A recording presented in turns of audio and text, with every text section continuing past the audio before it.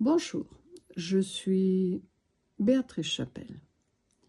Depuis plus de 30 ans, j'exerce en tant que psychocoach en profession libérale. Mais avant que cela soit mon métier, mon parcours est une suite de signes et de coïncidences qui défient le hasard. Prenons le nom de Chapelle. C'est mon nom de femme. En effet, je me suis mariée, avec Monsieur Chapelle en 1983. Pourtant, des années avant de le rencontrer, la chapelle avait été le lieu de mes plus grandes peines en tant qu'enfant. Oui, je sais, on pourrait croire à une coïncidence, mais en ce qui me concerne, j'y vois la preuve vivante. Oui, que ce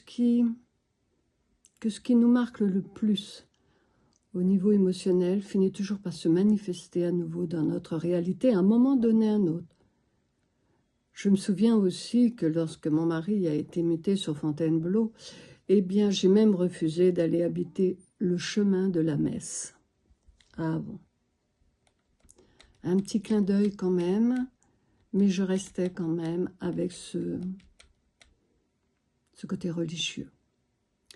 Je vais reprendre l'histoire de mon passé. À l'âge de 9 ans, par exemple, j'étais une enfant d'assistance publique. J'avais été placée chez les religieuses à l'orphelinat qui s'appelait la Providence, dans le Limousin. Providence, déjà, signifie prévoir, prédire, prévoyance. Et ma vie, à l'époque, se partageait entre l'école et la chapelle. Oui, la chapelle, 4 fois par jour, nous étions appelés à nous y rendre. Elle était juste à côté de notre dortoir. D'ailleurs, c'est dans cet endroit que mes terreurs ont commencé à prendre racine. Pourtant, au milieu de cette peur, quelque chose en moi voyait, pressentait, ressentait. J'avais ce don. Et je me sentais douée. À l'époque, je rappelle que j'étais enfant. J'avais même cru que c'était Dieu qui me parlait.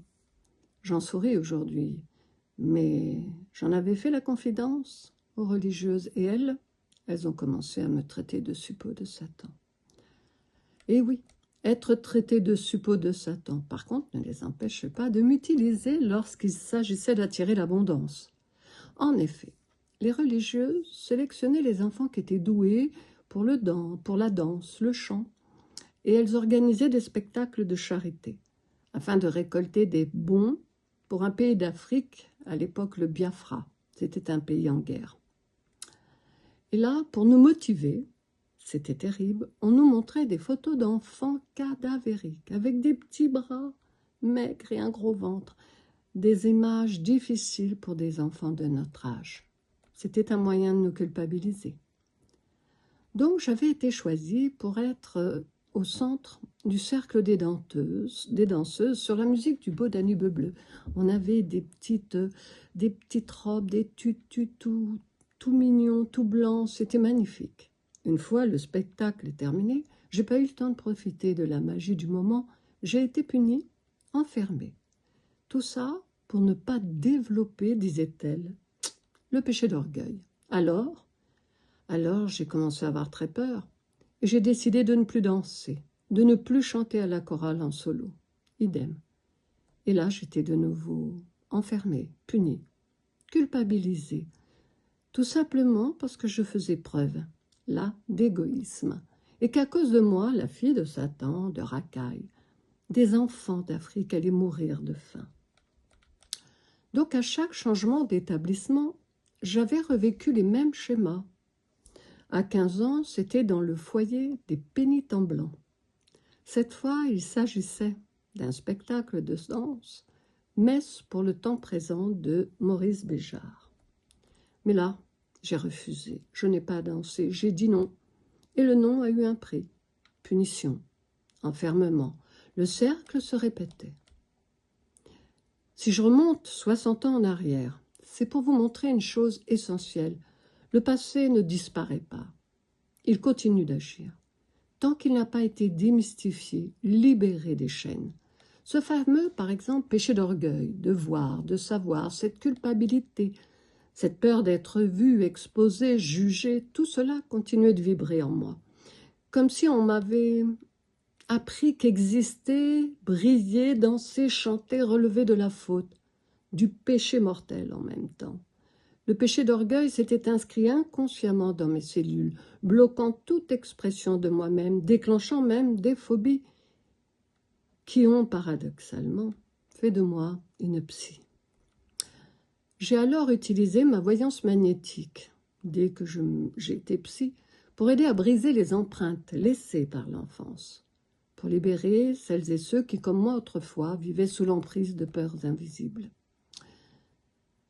C'est précisément pour cela que je me mets en visio devant vous aujourd'hui.